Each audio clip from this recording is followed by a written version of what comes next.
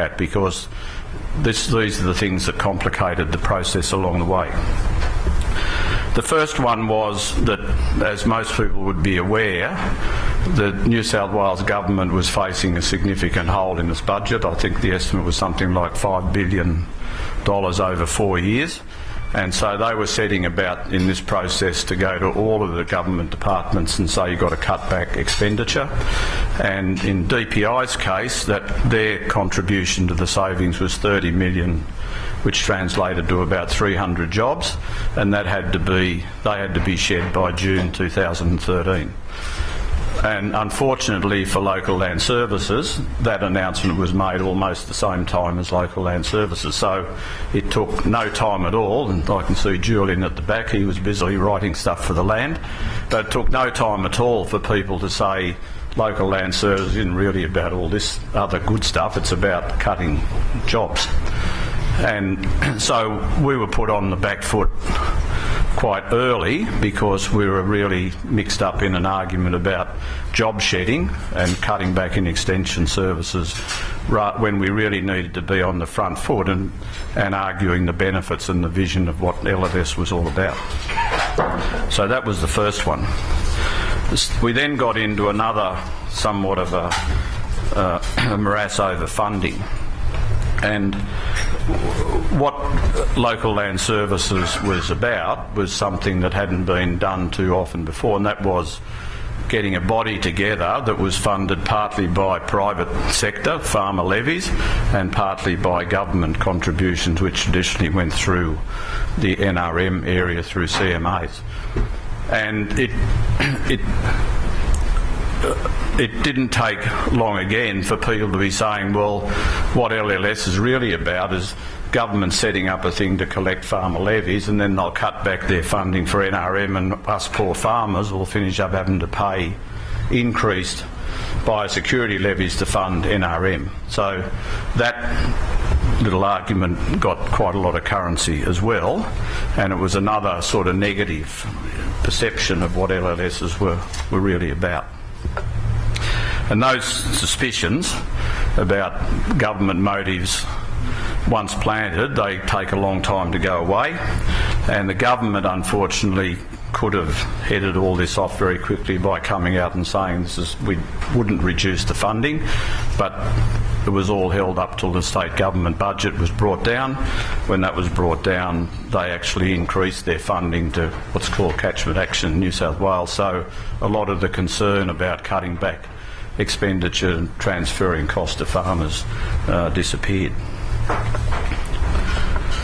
But having said that, the issue of board representation continued, and we had quite a strong argument from some quarters that because farmer levies were a significant part, probably 25 to 30% of the total funding, then farmers should elect all the directors and then set the objectives for the organisation. Now, it was never likely that governments would put in 3/4 or 2/3 of the money and not have a say in who's on the board, but it was a good argument to run with, and it was something that brought home another significant cultural issue, and that is farmer bodies like LHPAs usually have fully elected boards. That's their culture, elect people and they get on and run it, whereas the catchment management systems have traditionally operated on government appointed boards. They're quite comfortable with government appointments, but here were two bodies being brought together with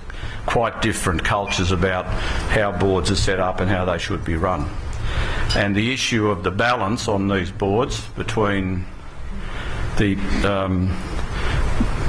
elected directors and ministerial appointed directors was an issue right through the whole reference panel.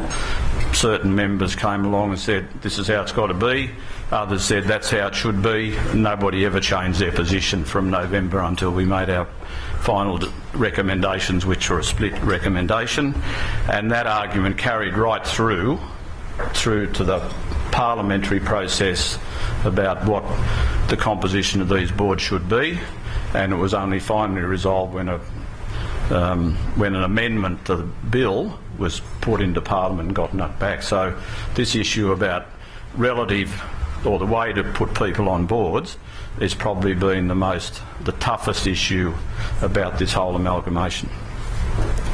One thing I should say there's been no disagreement about is that the board should be skills based. So rather than having when the people who are elected or appointed, there's a set of skills that these boards will have to have. It's now part of the regulations for local land services, and directors who stand for election or directors who put themselves up to be appointed by the minister, they're going to have a skills requirement, otherwise they won't be able to go through the process to get on the board.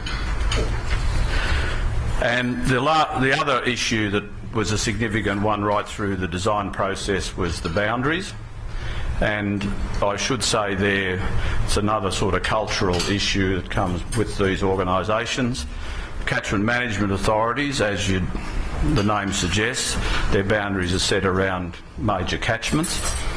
So when you get over the dividing range, then CMA boundaries tend to run east-west, just like the major inland rivers run, whereas LHPAs had been set up looking basically at landholder service provision, and so they tended to want their boundaries to be north-south because the similarities in farming practices and so on are much greater in a north-south basis than east-west.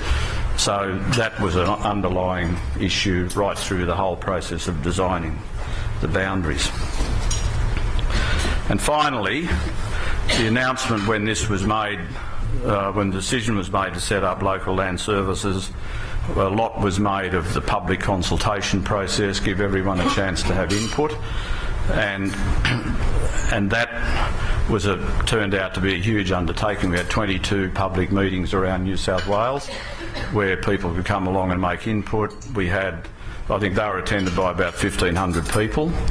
Then we had a Have Your Say website, and we got over 2,000 submissions onto that website over the life of the reference panel's deliberations, and we developed a process in the reference panel where we put out like position papers, and they got put onto the website and was open for discussion or comments through the website. So it was a very extensive process of public consultation. So where have we ended up out of that whole process? No, I think I've lost a page.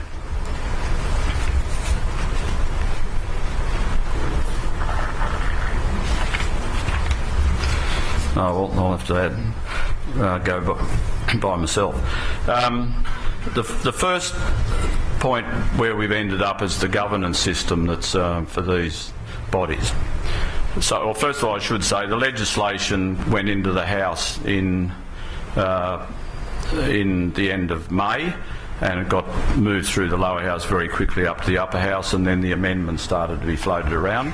And early this week was the time when the bills finally passed, got through the Parliament, so we now have something called the Local Land Services 2013 bill, which is a very long bill, and it's picking up a lot that's come out of previous biosecurity legislation, CMA legislation and so forth. So in terms of governance, I'll just...